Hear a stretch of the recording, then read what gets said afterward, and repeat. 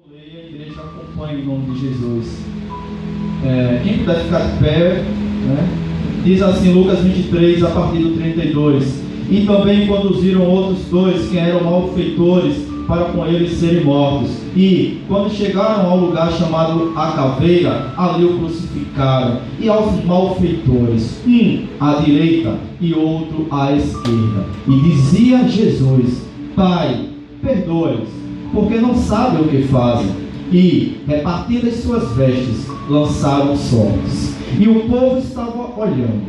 E também os príncipes zombavam dele, dizendo: aos outros salvou, salve-se a si mesmo, se esse é o Cristo, o escolhido de Deus.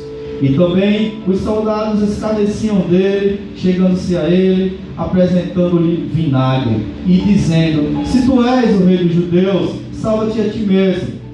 E também por cima dele estava um título escrito em letras gregas, romanas e hebraicas: este é o rei dos judeus. E um dos malfeitores que estavam pendurados blasfemava dele, dizendo: se tu és o Cristo, salva-te a ti mesmo e a nós. Respondendo, porém, o outro repreendia-o, dizendo: tu nem ainda temes a Deus, estando na mesma condenação?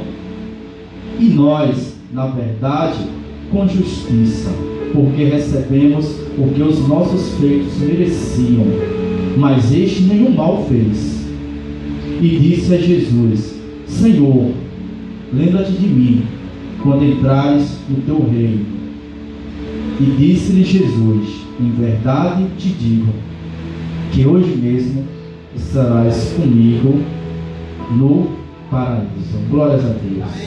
Queria convidar a igreja a reler o versículo 42. E disse a Jesus: Senhor, lembra-te de mim quando entrares no teu reino. Curva sua cabeça nesse instante. Pai amado, como tu és maravilhoso, ó Pai, na vida da tua igreja. E nesse instante, muitos são os corações, muitos são os pensamentos aqui reunidos nessa noite. Deus amado, se há coração, ó Pai, desesperado, que o Senhor possa estar dando consolo.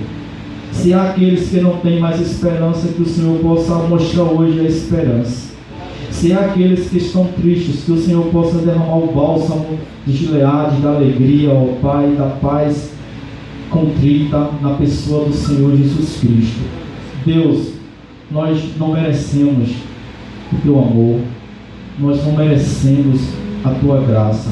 Não tem nada em nós que te agrade, Jesus, mas a tua graça derramada no sacrifício do Calvário nos fez estar aqui, ó Pai, com fé e acreditando que tu é um Deus grandioso, que tem estendido, Jesus, tua mão de salvação sobre esta casa. Deus, derruba as barreiras, Pai, que impedem entendermos a tua palavra. Abre o nosso entendimento, abre os nossos corações para a presença do teu Espírito, ó Pai. Usa-me nesse momento como um vaso, como um servo, ó Pai, que precisa estar, ó Pai, debaixo da tua vontade.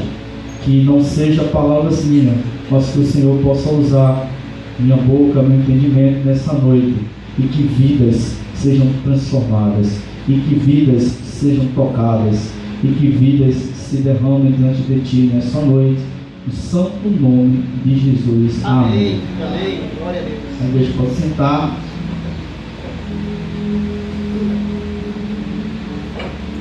Os dois lados da cruz. O texto que nós lemos fala um pouco, já bem no final, de todo o suplício que Cristo Jesus passou no processo de crucificação. É um texto que fala especificamente o que acontece lá no Calvário. Irmãos, na época de Cristo, muitas e muitas pessoas anterior ao Senhor Jesus Cristo já tinham morrido nessa morte que era uma morte terrível. Morrer numa cruz era uma situação desesperadora para quem estava passando por isso e para as pessoas, os familiares. A Bíblia nos descreve nos evangelhos esse momento de intensa dor e tristeza pelo qual o Senhor Jesus Cristo ele passou por amor a mim e a cada um de nós. Na época de Cristo, a morte era um instrumento de morte, mas bem antes disso, em outras civilizações, sem ser a romana propriamente dita, há registros históricos que mostram a cruz sendo usada, né, entre os persas, entre os assírios. No Egito já se coloca também algumas pessoas esse tipo de morte que era concedida, que era justamente, talvez a palavra não era nem conceder, mas que era dada aos malfeitores, aos ladrões que eram condenados nas leis da época. E nós observamos que o local chamado de Calvário, e essa palavra Calvário, ela interessante que ela tem origem no termo calvo, sem cabelo. E o Calvário era um monte que, segundo os estudiosos, não tinha uma vegetação intensa, e que em Jerusalém ficava fora dos muros de Jerusalém, ficava num local afastado. Alguns dizem que do local onde Jesus Cristo foi julgado, açoitado, se levou mais ou menos mais de meio quilômetro, em média de 600 a 650 metros, a chamada Via Dolorosa, onde Jesus estava conduzindo a cruz e a multidão o acompanhava. Então, quase 1 quilômetro, Jesus já extremamente debilitado fisicamente, levando aquela cruz por amor a mim e a cada um de nós. Estamos sentados aqui confortavelmente nessa noite. E Calvário justamente tem a ver, a ideia é que essa formação rochosa, que era um monte, de longe parecia, irmão, com a cabeça de um crânio, uma caveira. E as pessoas temiam até passar por perto. Os judeus, as pessoas daquele momento da história de Cristo, quando se falava em Calvário, tremiam. Tinha gente que não era nem permitido ao bom judeu, a quem guardava a lei, estar pronunciando essa palavra. Possivelmente quando uma criança dizia: "Oh, pai ou mãe, é um Calvário, cala a boca, meu filho", era uma palavra maldita, era um local, de desolação, que só aqueles considerados malfeitores, transgressores da lei e que recebiam a pena máxima, que era morrer numa cruz. A Bíblia diz que Jesus e mais 2 homens, ladrões, condenados, morreram nessa situação, nesse momento em que nós lemos o texto da palavra de Deus. E para quem morria na cruz, a Bíblia diz que, em Gálatas diz que era maldito aquele que morria na cruz. Em Deuteronômio 21, 23 e 24 diz: "Quando também alguém houver pecado digno do juízo de morte, e haja de morrer, e o pendurares num madeiro, ou numa cruz", em algumas outras versões, "o seu cadáver não permanecerá no madeiro, mas certamente o enterrarás no mesmo dia. Porquanto o pendurado é maldito de Deus. Assim não contaminarás a tua terra, que o Senhor Deus te dá em herança." Quando Moisés escreve isso, ele estava justamente colocando as condições. Então, desde Moisés já se sabia que existia essa morte, e era considerado entre os judeus maldito, irmãos. Maldito todo aquele que morre em uma cruz. E o interessante é que muitos, era um serviço extremamente que ninguém gostava. Até os soldados romanos não gostavam de tirar ninguém da cruz, não. No próprio edito que se tinha após o julgamento, já dizia a forma da morte e dizia todo o suplício. Porque na Bíblia ela não dá um detalhe das leis, mas tudo aquilo que Jesus sofreu, a coroa, colocado aquele manto sobre ele, os açoites, toda a zombaria, o escárnio, tudo aquilo, irmãos, as autoridades colocavam como era para ser. Tinha às vezes uma morte simples, e levava o condenado, pendurava e ali ele morria, mas tinha todos os detalhes. E o nosso Mestre Jesus Cristo padeceu muito ao passar por todo esse processo. E muitos ficavam pendurados lá para a carne servir, de comida para as aves de rapina. Ou outros, até quando alguém pegava, tinha que enterrar em locais distantes para não contaminar a terra. A família de alguém que era crucificado era uma família que passava a ser humilhada na sociedade. As pessoas não queriam nem mais fazer, e conversar com a mãe, porque era a mãe de um amaldiçoado, era um irmão de alguém que foi condenado, era maldito diante de Deus. Então essa família passava por um processo de humilhação tremenda, de preconceitos mais terríveis possíveis. A memória de alguém que era crucificado era dita que deveria ser extirpada, ou seja, deveria ser colocada, deveria esquecer. Quando alguém morria nessa época, nesse tipo de morte, o que era dito no final é que a memória dessa pessoa seja apagada. Mas com Cristo foi diferente, glórias a Deus. De que lado da cruz você está? Nós observamos aqui duas posturas bem diferentes de homens que estavam na mesma situação de Cristo. No versículo 39 diz: e um dos malfeitores que estavam pendurados blasfemavam dele, e dizendo: olha, se tu és o Cristo, você que está aí, salva-te a ti mesmo e a nós. O que nós observamos nesse texto, amados irmãos, qual a postura que cada um desses homens tiveram? E o primeiro escarnecia, zombava de Cristo. No texto, evidentemente, nós observamos quando ele diz: salva-te a ti mesmo e a nós. Quando ele diz e a nós, ele está querendo dizer assim: olha, é como que nós, não é para nós estarmos aqui. É um sinal claro da nossa sociedade. Nós temos uma dificuldade tremenda de assumir nossos erros. É uma marca dessa sociedade, não assumir. Eles estavam ali porque realmente haviam cometido delitos que a lei daquela época o permitiam eles estarem passando por aquela morte. Mas o homem diz: olha,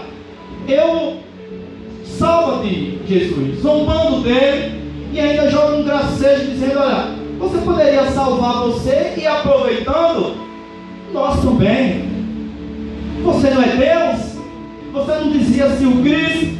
Você não fez tantos milagres? Não foi você, Jesus, que ressuscitou a Lázaro e outras pessoas? E muitas vezes a sociedade, o mundo de hoje, está se colocando do mesmo lado da cruz desse malfeitor, deste ladrão. É o lado da zombaria, é o lado do escárnio do Evangelho. Talvez muitos de nós, ao dizermos em algum local de nossas vidas que nós somos cristãos, e aí muitos dessa cruz, desse mesmo homem, vão dizer: você não é crente?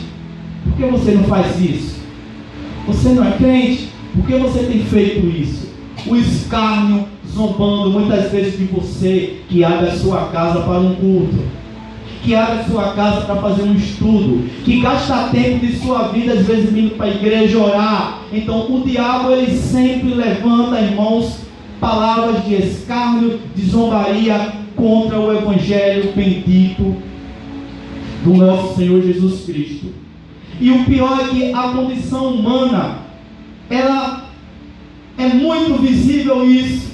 Nós já observamos que a própria criança, na sua ingenuidade, vai crescendo ali, ingenuidade e engenhosidade que a criança tem, e muitas vezes você pega, o pai percebeu e a mãe que fez algo errado, e você vai lá: olha, você não tem dificuldade quando você dá um apertozinho assim, a criança, fui eu mesmo.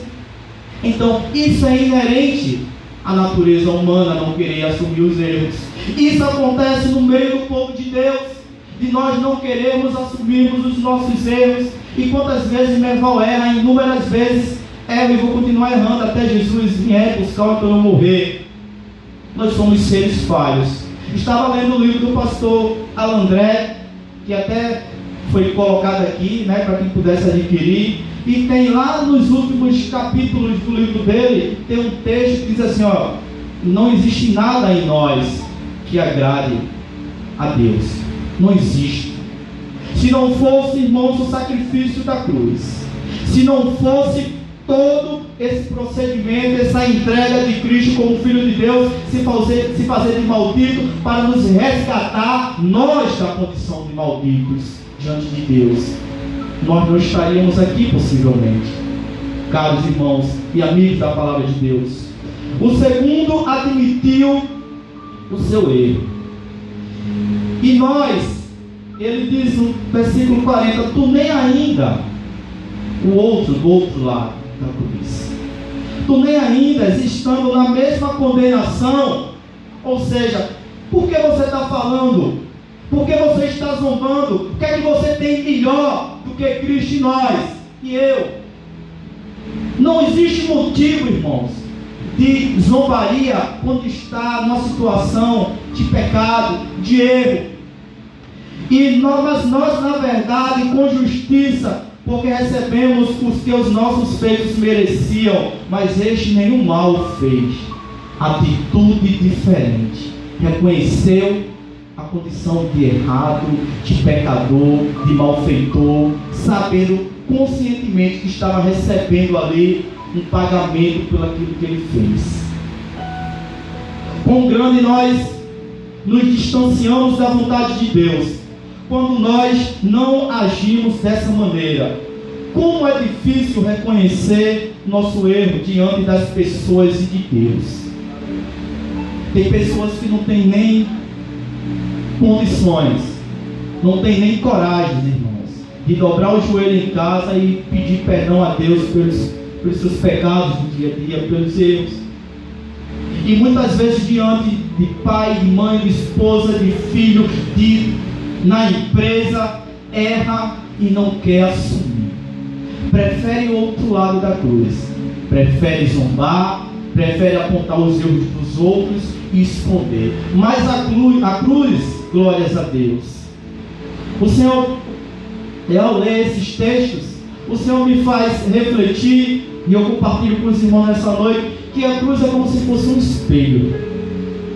Começa a perceber a cruz de Cristo como um espelho. Sabe por quê? Porque muitos entendem a cruz como um símbolo religioso. Igreja do Senhor, a cruz é muito mais do que um símbolo.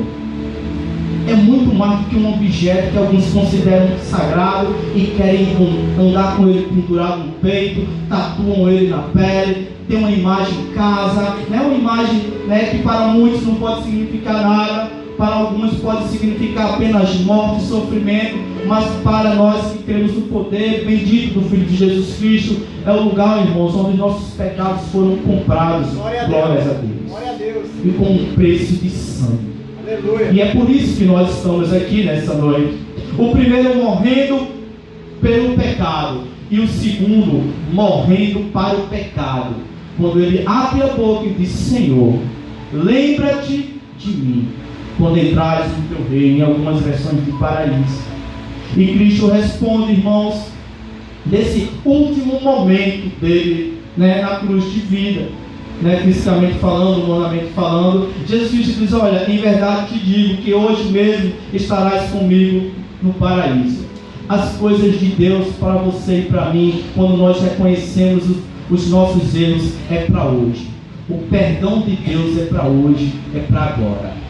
Jesus Cristo, quando percebe um coração arrependido, ele não é como eu, como você muitas vezes. A gente agenda a nossa agenda de conceder perdão.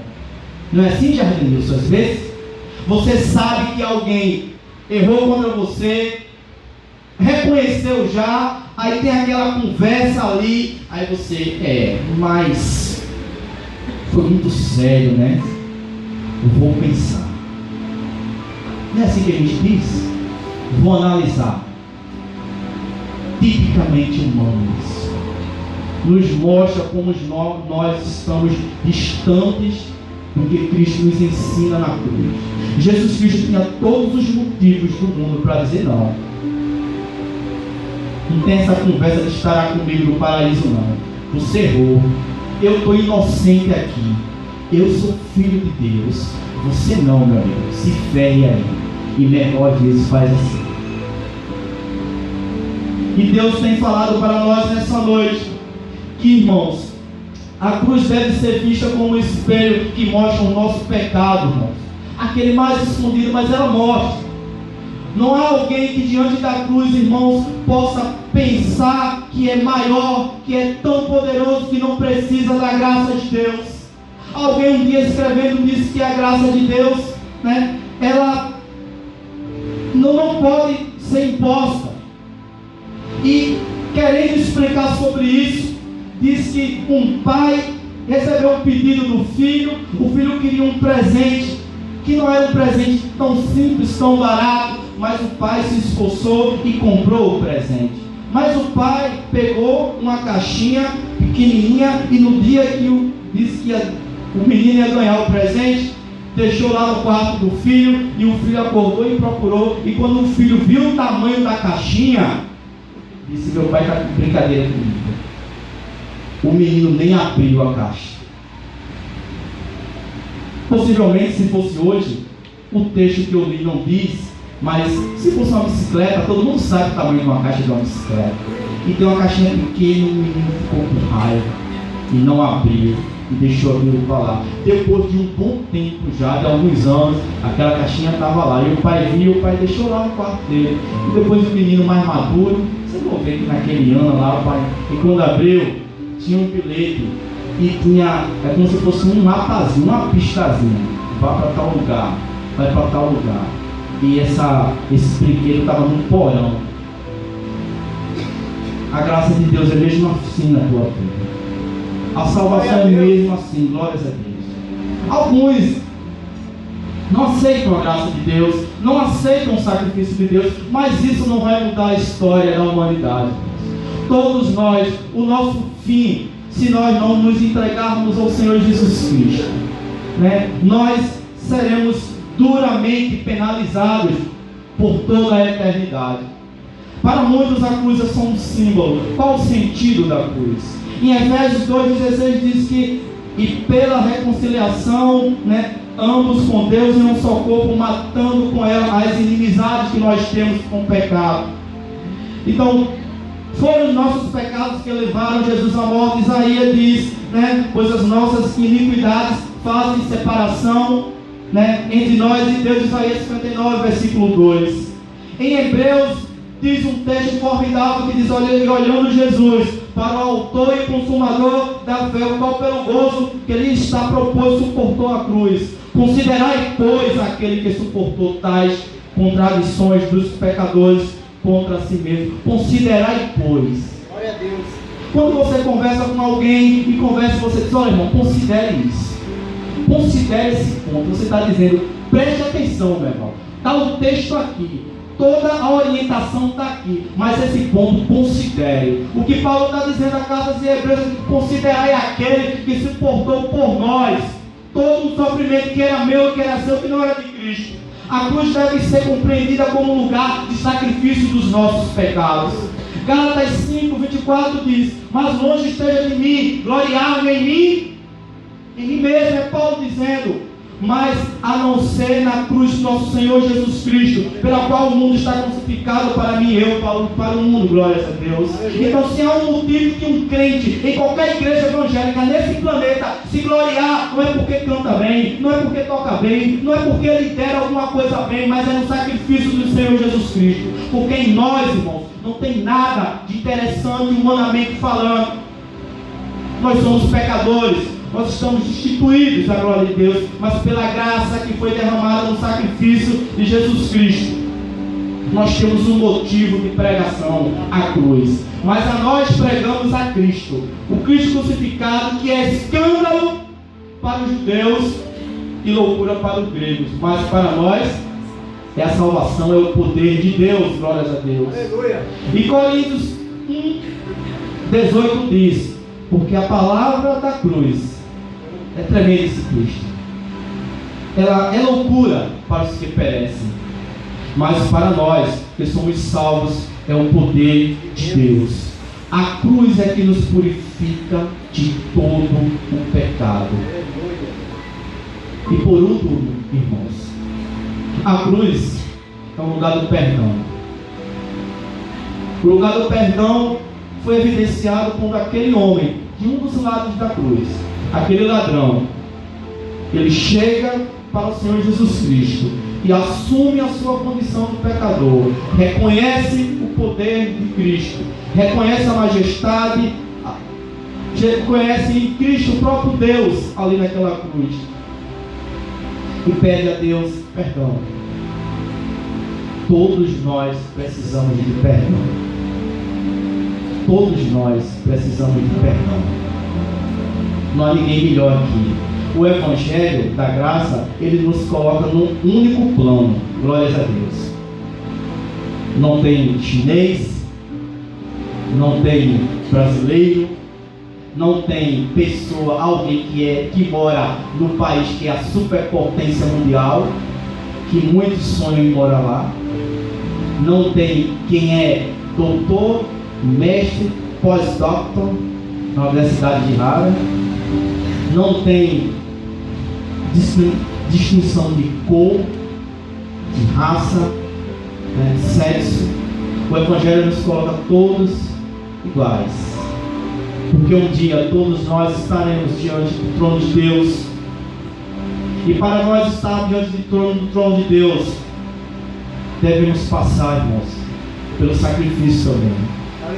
Em Lucas, um dos últimos textos que foi lido aqui durante a programação, nos coloca: se alguém quiser vir após mim, negue-se a si mesmo, tome a sua cruz e siga-me. A cruz é o lugar onde nós nos encontramos com Jesus. E glórias a Deus, porque a igreja do Senhor é uma igreja viva, uma igreja que marcha e que deve permanecer fiel na presença do Senhor. Amém. Queria que os irmãos curvassem suas cabeças e nós vamos orar nesse instante.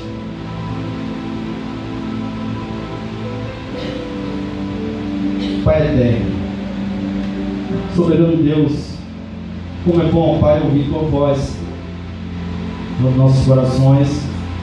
Senhor Deus, obrigado por nós estarmos aqui na Tua casa, Pai, ouvindo a Tua voz, escutando o Teu santo e bendito Evangelho. Senhor Deus, Tu sabes bem a necessidade de cada pessoa aqui presente. Tu já falasses aos nossos corações nesse momento, Pai. Que o Senhor Deus possa estar derramando o entendimento, que o Senhor Deus possa estar derramando, ó Pai, a unção da revelação do Teu Santo Espírito.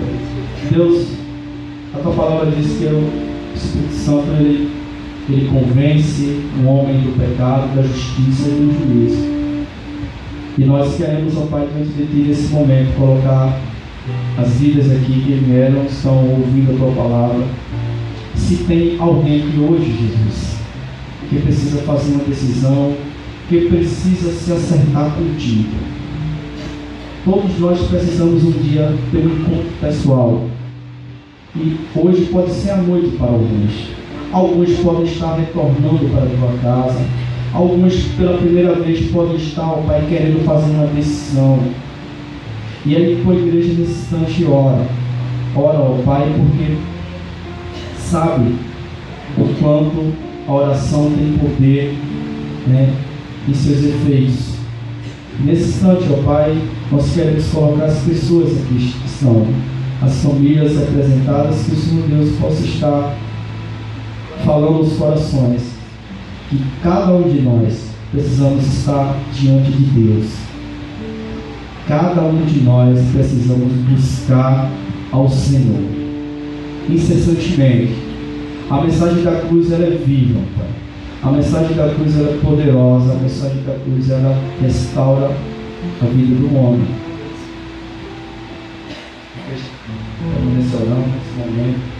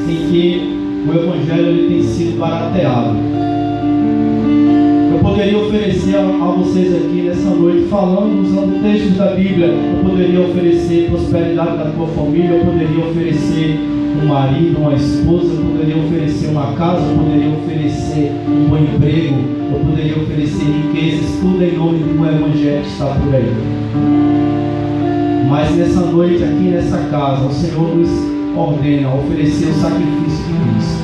Aleluia. Glórias a Deus. Glória a Deus. Sem Ele ninguém verá a Deus. Sem a graça derramada no Calvário, ninguém verá a Deus. Aquele que se fez maldito, aquele que morreu num lugar terrível, aquele que sofreu as maiores dores, está aqui nessa noite, a partir da sua palavra, a partir das nossas vidas. E se alguém quiser, nesse momento, fazer uma decisão ao lado do Senhor Jesus Cristo, levanta a tua mão, vem aqui que a gente quer orar por você. Se tem alguém que está afastado dos caminhos do Senhor, também vem aqui que nós queremos orar por você e a igreja quer te abençoar na pessoa bendita do Senhor Jesus Cristo. Mas também nós, a igreja do Senhor, ela não pode insistir para isso não. É uma coisa que tem que partir do teu entendimento. Você necessita de Cristo. Esse é um momento oportuno. Esse é um momento oportuno. Em Nova York tem um centro que eles chamam de Cidade do Rádio. E eles contam a história da comunicação. E tem 4 telas enormes nesse memorial. E as telas mostram momentos da história da humanidade que surgiram grandes invenções que revolucionaram, tais como lâmpada, né? O Thomas Edison. Mas todos esses quatro quadros estão na mesma parede, mas os 3 primeiros apontam para todos os personagens olhando para o 4º quadro. E o 4º quadro tem uma cruz com Cristo lá, né? A imagem do Calvário. E um dia alguém curioso perguntou ao guia desse local que explicava o espaço, e ele disse: a ideia do pintor ao retratar esses 4 quadros dessa maneira é mostrar que nada, nenhuma invenção que existiu e que possa ocorrer vai superar o sacrifício de Cristo. Aleluia! Nada supera o sacrifício de Cristo. De quem você se lembra quando está nos momentos da agonia? De quem você se lembra? Sabe que um dos malfeitores disse a Cristo: lembra-te de mim. Ele pediu para o Senhor lembrar. Guarde isso em seu coração nessa noite. Muitos querem lembrar de um grande amigo que esse amigo pode te decepcionar. Muitos se lembram de alguns políticos, vai te decepcionar. Todo político parece que tem uma triste sina. É um dia nos decepcionar. São homens, são mulheres falhas. Lembre-se de Cristo, o autor e consumador da nossa fé. Amém. Amém? Glória a Deus. Glória a Deus. Nós vamos, nesse momento, orar, e depois os irmãos ficam em pé, que depois do hino, que o Ministério do Louvor vai cantar, né? Aí, no final do hino, os irmãos podem, né, ir para casa, se abraçam, conversam um pouquinho, digam um oi para seu irmão, né? Fale como ele está, e lembrando das atividades dessa semana, e sábado todo mundo aqui, amém? Amém. Vamos levantar nesse momento, vamos orar ao Senhor, Deus.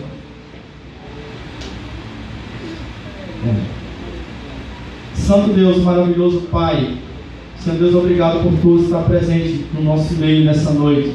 Obrigado pelas pessoas que estiveram aqui ouvindo a tua palavra, Pai. Dá entendimento, ó Pai, dá força para que elas possam caminhar, que elas possam olhar para Cristo a cada dia. E nós, ó Pai, enquanto igreja tua aqui, reunidos, nós possamos estar firmes, renovando a nossa fé em Ti, ó Pai. Nos ajuda a cada dia a olhar sempre para